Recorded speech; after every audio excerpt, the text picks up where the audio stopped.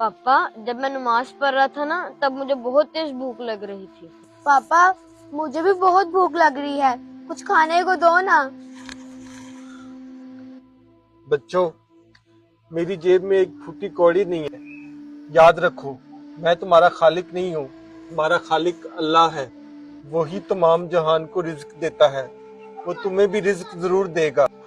वो हमें रोज खिलाता है ना, आज भी जरूर खिलाएगा। दुआ करो।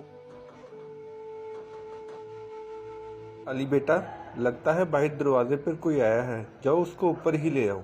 जी बाबा। भाई, मैं आप लोगों के लिए खाना लेके आया हूँ।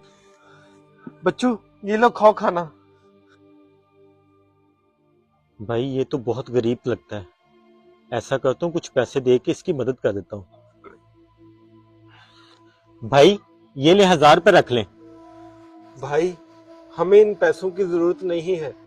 भाई रख लें, 3-4 दिन का खाना खा लेंगे आप इन पैसों से। भाई, अल्लाह ने हमारे आज के खाने का इंतजाम कर दिया है, ठीक इसी तरह वो हमारे कल के खाने का भी इंतजाम कर देगा। अगर मैं इन पैसों के भरोसे रहूंगा तो मुझे सिर्फ 2-3 दिन का ही खाना मिलेगा। मेरा अल्लाह पे पुख्ता यकीन है।